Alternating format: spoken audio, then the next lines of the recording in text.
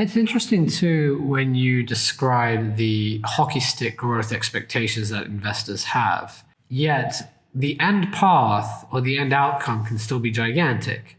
So two of the largest companies in the world, I would say Apple and Tesla, as hardware focused as you can get, right? And then on the other extreme, you've got like a Google and an Amazon. And Amazon's becoming more and more hardware focused recently, but they will have hardware components, but technology companies with general hockey stick growth. A lot of VCs struggle with the idea that Proptech inherently means the built environment, which is real. It's things we can touch and see. It's construction, it's buildings, it's hard assets. And there's two sides of it. There's the software side where you're automating workflows and you're providing a technology. Either it's a SaaS model or it's a transaction fees. On the other hand, when you're tied to the hardware and the assets itself, the growth expectations can't be hockey stick. It needs to be more patient, linear, with large amounts of CapEx needed for sure, right? But if you get there in the end, it can be very lucrative. You can still get venture style returns, just that people are taking a software mentality to a hardware asset, which is wrong. I don't think you can, it's a different skill set or a different way of investing. I don't know if you agree with that. I agree with that totally. I think that one thing, I mean, it's not necessarily asset heavy or capex heavy, because we found a way to be an asset light actually approach, but still the go-to market is not as hockey stick, because you don't unlock thousands of buildings at the click of a button. I'm not integrating to your community app and now I'm part of all your assets. I'm actually need to put the solution within every location that you're in. Look at the and it's almost of saying that the elevator business is not a great business. It doesn't scale. Holy shit! I have to now imagine the elevator being pitched to VCs today. They will say like, oh, what do you mean? I don't see scale. What do you mean you don't see scale? Like it's going to be, or the laundry room in a building, or a pool in a building, or a gym in a building. So yeah. I think we went through, we're not necessarily, Envoy is using now a lot of vendors today. So we are scalable and we can unlock a lot of locations for us, it's not a CapEx at all. We don't have any CapEx towards, we don't need a lot of money to grow. But on the other hand, there is an asset. You're tied to the way you get distributed, which is I guess you're not a hardware company, but you are tied to the distribution side, and there's a sweetness in that too, because I've noticed a dynamic with Proptech that is really unique versus other categories of investing, where you don't get deployed instantly to every single tenant. Often there's a pilot, right, and multiple pilots happening. But then you start to get integrated and you start to see your usage increase on two levels. Number one, your penetration of the entire tenant base. And number two, the average usage per tenant also increases. So I guess in your case, it would be the case of, you might start with one car, which is shown to a few tenants. And then as more and more tenants sign up, that gives you such a beautiful ability to plan your growth. I would say it's better than any SaaS company because you've got an underlying customer base that's finite. You can plan what the maximum potential is. You can also have more usage per customer as you grow, and you can get more penetration through that customer base. So I find that really unique with Proptech. It makes Proptech really, really safe. And I think one topical issue today is that with interest rates rising, seems to have a knock-on effect on every area, real estate and technology especially. There are so many technology stocks that are down 80%. Valuations at late stages are getting crushed. There is some trickle down to the startup investing area, pre-seed and seed, A rounds too. But I would say it doesn't apply in the same scale to Proptech. Proptech, like you are an example, your customer base is underlying real estate. It's not crypto fanatics. It's not, user acquisition and software services, etc., right? These are people that need places to live. In some ways, it's the most recession-proof customer base you can find, and it is the inflation hedge. So I think Proptech's going to do great through, the period ahead. My prediction is it's going to be a bit of pain for the tech industry. Proptech is going to shine through this because Proptech startups are going to see growth. And those valuations Proptech startups command are a lot more sensible than other areas, if you know what I mean. Yeah, for sure. I think it reminds me a lot. I mean, about 2000, 2001, kind of when the bubble burst. Then I think. And you've seen multiple cycles. You took advantage of the last cycle in real estate. So I'm really curious to hear what you think. Yeah, I think I've seen three, right? There was one 2000, there was a small one in 2006 on the tech side, and then there was actually four. There was one that was also in 2012, 13, but it was small hiccups. The big ones were 2000 and then 2007, and I believe we're heading to another one now. I believe that, but what all those proved, and that was the core of Envoy and Adventure that I'm involved in, even, I think there's a lot of opportunity right now in the built environment in general that is yet unlocked. I think it's just the beginning of that. But what I want to say is, in every cycle and in every bubble that is burst, and now we're clearly living in a huge bubble, whoever has a true fundamental economical foundation, true economics kind of that works, that 1 + 1 actually equals 2. And I'm not talking about the 1 + 1 = 3 kind of mindset that everybody's trying to say. I said like really basic. I'm doing this and I'm selling that, and this is the value that I'm unlocking. I think will survive and will thrive. So any venture that is related to either creating an economical value or producing an economical value will survive. I think whoever is and by the way, you see it in companies, you see who disappeared in 2001 and you see who continued being in 2000, 2006, the same thing, in 2013, the same thing. I think the idea for Envoy or Proptech or anybody that actually provides an actual value that can be monetized or can be underwrite can survive. Now, I think the problems that companies have right now between what you said, fintech and crypto and marketplaces and like the unicornization, and it's the word that like kind of it's in my head, but unicornizing everything is a huge mistake. It's a huge problem that everybody's trying to be a unicorn. Everybody's trying to be $1 billion company or $5 billion company. And everybody's now, if you go to Israel, every other company now is a unicorn.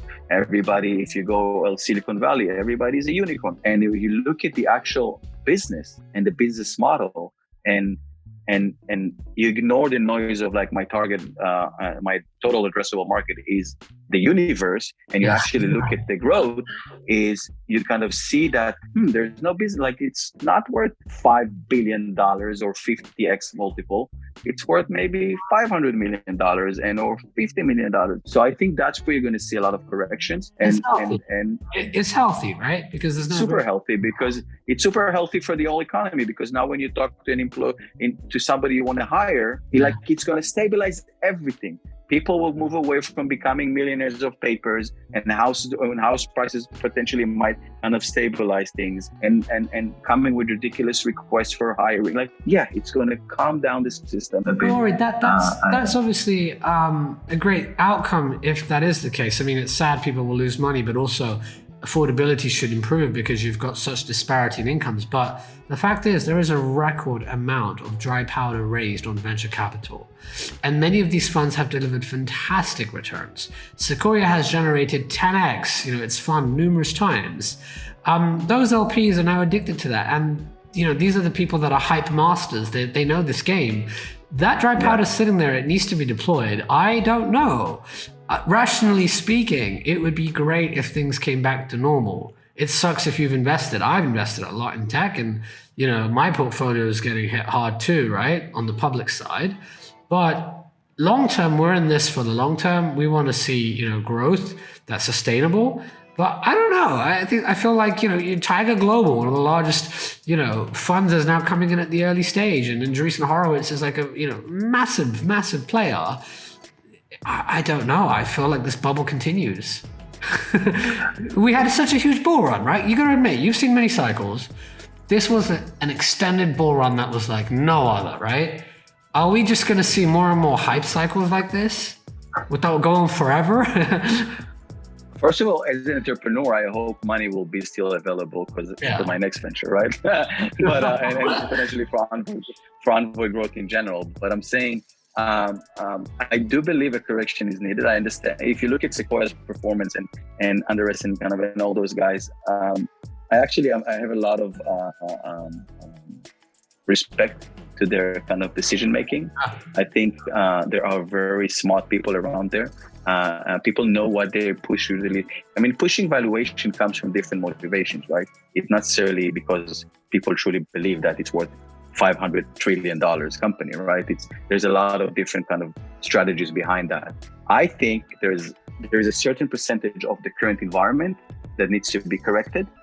I don't think the bubble will burst as strong as it was in 2008, 9, 10, or 2000, 2001. I believe a correction will be, and as we see, by the way, we see the correction now. Valuations are being dropped a bit, so we see that minor correction. And by the way, going to Sequoia is not an easy thing. For pitching Sequoia, you got to really, really be in a place that they believe you. Like it has to pencil down. Sequoia didn't invest in, I don't want to say names, but in a lot of the ventures that I would personally wouldn't invest in, because I think the valuation is very high or the economics underlying. So I think there is a healthy, smart, professional money managers, I'll call it, quote unquote, investors out there that knows to, as you said, see a trend, ride on that wave, but at the same time do more cautious kind of investment. I think the amount of money that we have that is not so much experience drove a lot of the economy up. People just generating suddenly millions of dollars by owning 100 Bitcoins and suddenly pouring a lot of money into either housing. And I'm not saying it in a bad way. God forget. I'm just saying if you're talking about an investment in general. I get it. And people owning pictures of birds and monkeys that now are, not just status symbols, but extreme amounts of wealth. I take that point, and I'm in the venture industry currently, and huge respect for Sequoia, Andreessen, Axel, all these great funds. The pressure they face, though, is that some of the LPs want to come in direct. They don't face, I think the others face, right? They're the top tier. They're in a great place. But, Tiger Global coming in, you've got sovereign wealth funds coming in from many governments. Yeah. You've got SoftBank, and, this is SoftBank is a good example. SoftBank is actually a case. I'm learning a lot because I'm also who knows? I'm learning a lot about all of them. SoftBank versus Tiger versus Sequoia, and it's actually a very interesting kind of. If you look at it, I truly believe and that. I don't know much about Tiger, just so I don't want to sound like I know a lot about them. But from what I read, the way they invest is actually, it reminds me of real estate, by the way. It reminds me of like they're looking at an idea, underwriting it, looking at the board kind of minutes, seeing like if there's a consistency, if the team is doing that, but they make investment, they make a decision fast, which I truly believe, and it might contradict a little bit but it's not, because I'm going to explain. I truly believe that to make an investment in a startup, you don't need 3 months of due diligence. No, you don't. You can know, I know for a second, if you would pitch me Envoy, I can give you an answer in 2 weeks, because I know exactly what I need to check, what is my criteria, what I want to achieve, and what I want to achieve by the investment, what I'm facing. So I think what happened, Tiger kind of literally saw that and said, I don't need all that time. I can unlock tons of money into companies, and I can just take it all and actually support that, assuming they're doing an actual underwriting correctly, which I think they are. And let's be frank, the venture capital plus is about the power law dynamics, where you need a large portfolio because so few companies will generate such high returns that coming in early is a great strategic advantage. I wouldn't just say coming in early. I would say the craziness we've seen has logic to it. There's method in the madness. When you invest at uncapped, crazy high valuations, and you're pouring a bunch of money into very early stage companies, there's some genius behind that. Because ultimately, you don't now need to go and create a big brand and have scouts and have an army of associates and analysts and do extreme due diligence per startup. You just say, look, we are thesis-driven investors. We're going to write checks very quickly, so we're founder friendly, at high valuations, and this is only a fraction of our total capital that we have. The game of venture, I believe, is following in on your winners. And if you deploy capital for access, that's smart. And every one of these funds has done really well because we talk about them. Obviously, they're in the in the spotlight. They've generated great returns, but there are a lot of followers. By followers, I mean folks that don't have a plan and are just spending stupid money and are dumping money into many asset classes, and that's where the danger really lies. Look, we got into this tangent because our hope is that salaries stabilize. You're not having to pay $200,000 for an engineer, right? And it just becomes unaffordable to start a company then if you know, just to get started, it's millions of dollars. And so I hope things normalize. I don't know. I don't know. I don't know. I think it's. I'm thinking a lot about the effects of.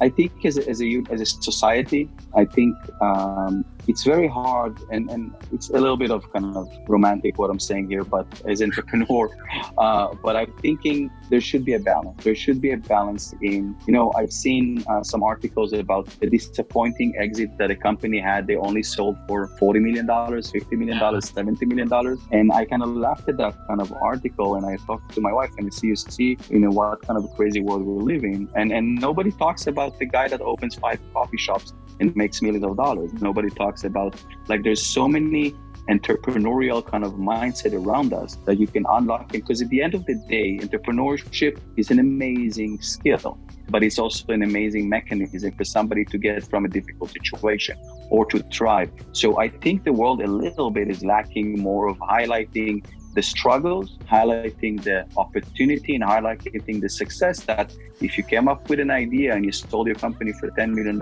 you did amazing.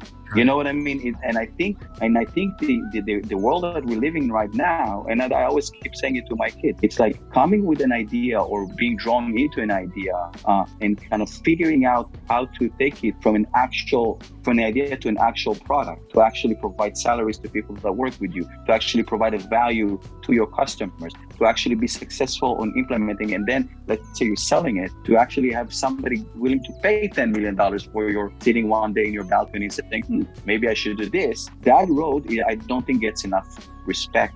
It does. In a global economical scale. And just one more sentence, I don't think people are putting too much attention to, as you said, to the sexy NFTs, crypto. It's a trend, right? Once it's mobility, second it's not. But too much of that, as we said, the hockey stick, the valuation, the startup world, the sexiness of being, the sexy factor of being, and not bringing that attention to a friend of mine that owns a chain of, I don't know, fast food kind of places, and he employs tens of people, dozens of people, and he provides a lot of salaries, great income, and he's making a lot of money. That's a true entrepreneurship as well. So that, I think, is something that I'm a little bit kind of, I'm not sure sad is the right word, but kind of disturbed by. Well, I'll say it for you. I think it's the disease of our society where we all want to get rich quick. We want to lose weight instantly. We don't want to put in the hard work. We want instant gratification and results. That's why there's so many industries that target our insecurities. For the founder, the insecurity is another company just raised a crazy amount at a crazy high valuation, and they all look like overnight successes, even though every single one of us knows how hard it is to build a company from the ground up and make it sustainable. And I think the message that is coming out here is that to build a company that provides value takes time. It's not an overnight success. By constantly looking on the outside and chasing what the industry is doing and the trends are and the competitors, you will lose sight of what you really exist to do, which is to provide value to a customer, hopefully as a byproduct of that, value to society, and grow sustainably. And you deserve to grow, and you will grow, and you'll command margins if you deliver value. If you start recklessly spending and playing the game and hyping things up, it doesn't generally end well. Some people are doing pretty damn well because they got lucky, but lots of people are going to be burned at the end of this. It's always a greater fool theory, isn't it? It's like a Ponzi scheme. Some people benefit, but the majority don't, and the ones left holding the bag, ouch. You know, that's pain. Exactly. Yeah. I'm a true believer in. I mean, I know some of your audience might can hear that they know, oh, what is it like? They can go crazy valuation and do secondary, put $20 million in their bank or 30, 40 just by saying, but that's not the purpose they built the company, right? It's like, we know of all of them that, and it's okay. It's totally, whatever you do, it's great if you're investors and people let you, if you raise $200 million and you do secondary 20 for yourself, awesome. But that's not what you're supposed to do. That's not the why, right? The why was, and if you ask people around me in my that works around me. For me, customer is everything. Like for me, brand, customer, and customer satisfaction is everything. And the reason is because I can do 100 different things as an entrepreneur. If I'm doing this, I want this to be the best, because I can do tomorrow, I can sell, I don't know, soda cans, right? You know what I mean? There's so many things that can be done once you have that skill to be an entrepreneur. But if I'm choosing one, let it be the best one, both economically and economically, by the way, to the company, but also to the customer, and in the best quality ever. So I totally agree with that. All right, it's been wonderful having you on today's podcast. Could you let some of our listeners know how to reach you, and if there's anything in particular you're looking for? Is there a type of customer you'd like to connect with, or how can they connect with your company? And thank you so much for having me. It's a great discussion, and I really enjoyed it. And I look forward for our one-on-one kind of continuous conversations. But to your audience, I truly believe we're making a change. I truly believe Envoy is about unlocking value to real estate property, to real estate owners, by the relationship they have with their tenants. So, and also enabling them enabling them putting infrastructure in place, but also mobility solutions. So I would say that anybody is kind of that feels that Envoy can be of use to their either the community they live in or the property that they own or operate. I'd love to kind of hear more from them. To get to hold of me, first of all, our website is yes, it's envoythere.com. It's envoythere.com. And my email is exactly ori@envoythere.com. So, anybody who wants to. Sorry? ORI. Great. Thank you so much for coming on the show. Thank you.